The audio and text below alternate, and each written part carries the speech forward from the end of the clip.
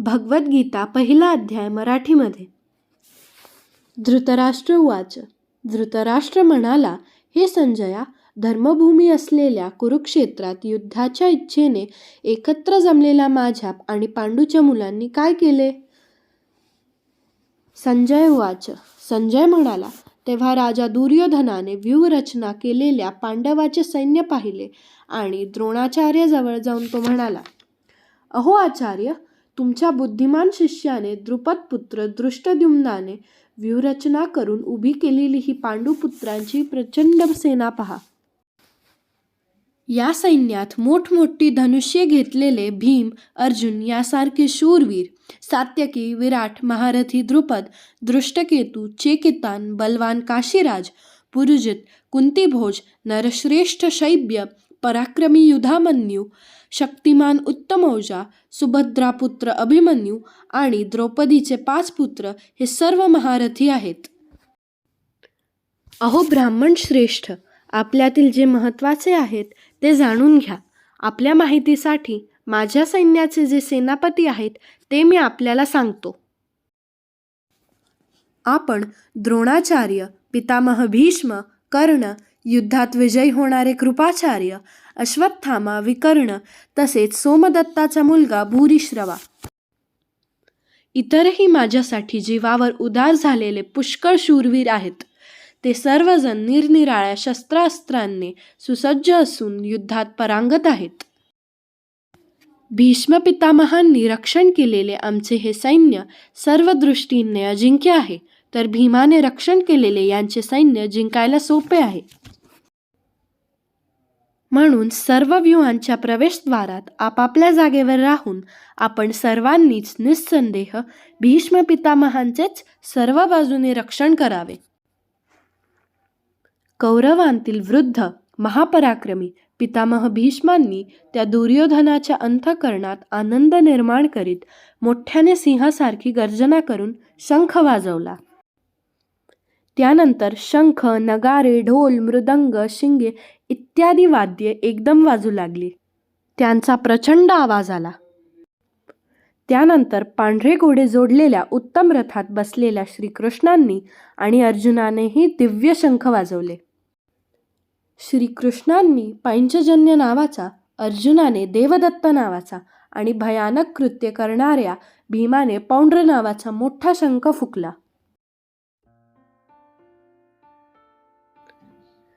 कुंतीपुत्र राजा युधिष्ठिराने अनंतविजय नावाचा आणि नकुल व सहदेव यांनी सुघोष व मणिपुष्पक नावाचे शंख वाजवले. श्रेष्ठ धनुष्य असलेला काशीराज, महारथी शिखंडी, दृष्टद्युम्न, राजा विराट, अजिंक्य सात्यकी, राजा द्रुपद, द्रौपदीचे 5ही पुत्र, महाबाहू सुभद्रापुत्र अभिमन्यू या सर्वांनी सर्व बाजूंनी वेगवेगळे शंख वाजवले. आणि त्या भयानक आवाजाने आकाश व पृथ्वी दुमदुमून टाकीत कौरवांची अर्थात आपल्या पक्षातील लोकांची छाती दडपून टाकली. महाराज, त्यानंतर ध्वजावर हनुमान असणाऱ्या अर्जुनाने युद्धाच्या तयारीने उभ्या असलेल्या कौरवांना पाहून शस्त्रांचा वर्षाव होण्याची वेळ आली तेव्हा धनुष्य उचलून तो ऋषिकेश श्रीकृष्णांना असे म्हणाला, हे अच्युता, माझा रथ 2ही सैन्यांच्या मध्यभागी उभा करा. अर्जुन म्हणाला,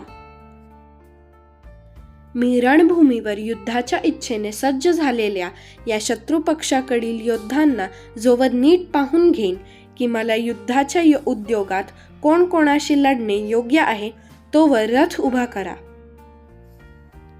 दुष्टबुद्धी दुर्योधनाचे युद्धात प्रिय करू इच्छिणारे जे जे हे राजे या सैन्यात आले आहेत त्या योद्धांना मी पाहतो. संजय म्हणाला, धृतराष्ट्र महाराज, अर्जुनाने असे सांगितल्यावर श्रीकृष्णांनी 2ही सैन्यांच्या मध्यभागी भीष्म, द्रोणाचार्य व इतर सर्व राजांसमोर उत्तम रथ उभा करून म्हटले, हे पार्था, युद्धासाठी जमलेल्या या कौरवांना पहा.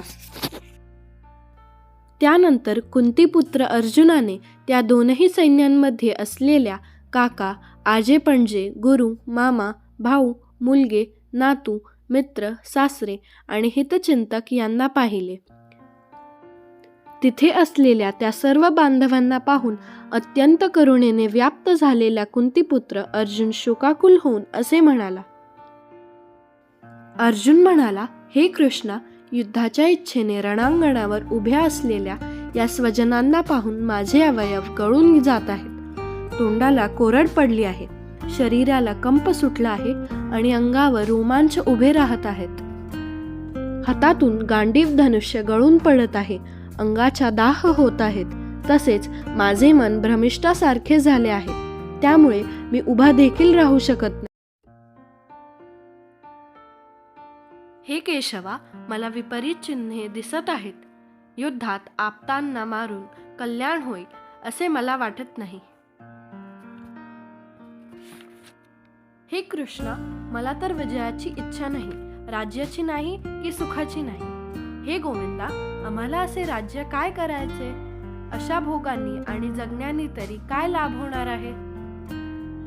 आम्हाला ज्यांच्यासाठी राज्य, भोग आणि सुखादी अपेक्षित आहेत, तेच हे सर्वजण संपत्तीची आणि जीविताची आशा सोडून युद्धात उभे ठाकले आहेत.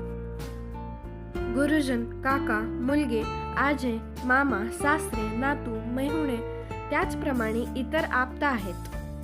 हे मधुसूदना, हे मला मारण्यास तयार झाले तरी किंवा त्रैलोक्याच्या राज्यासाठी मी या सर्वांना मारू इच्छित नाही.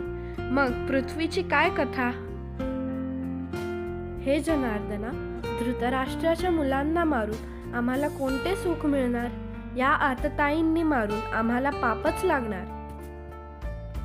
म्हणूनच हे माधवा, आपल्या बांधवांना, धृतराष्ट्रपुत्रांना आम्ही मारणे योग्य नाही, कारण आपल्याच कुटुंबियांना मारून आम्ही कसे सुखी होणार?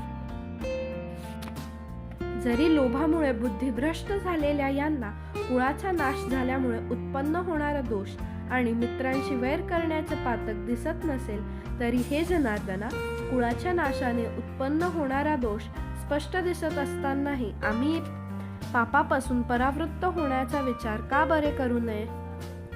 कुळाचा नाश झाला असता परंपरागत कुळधर्म नाहीसे होतात. कुळधर्म नाहीसे झाले असता त्या कुळात मोठ्या प्रमाणात पाप फैलावते. हे कृष्णा, पाप अधिक वाढल्याने कुळातील स्त्रिया अतिशय बिघडतात आणि हे वार्ष्णेया, स्त्रिया बिघडल्या असता वर्णव्यवस्थेचा नाश होतो. वर्णसंकार हा कुळाचा नाश करणाऱ्यांना आणि कुळाला नरकालाच नेतो, कारण श्राद्ध, जलतर्पण इत्यादींना मुकलेले यांचे पितर अधोगतीला जातात. या वर्णसंकार करणाऱ्या दोषांमुळे परंपरागत जातीधर्म आणि कुळधर्म उद्ध्वस्त होतात.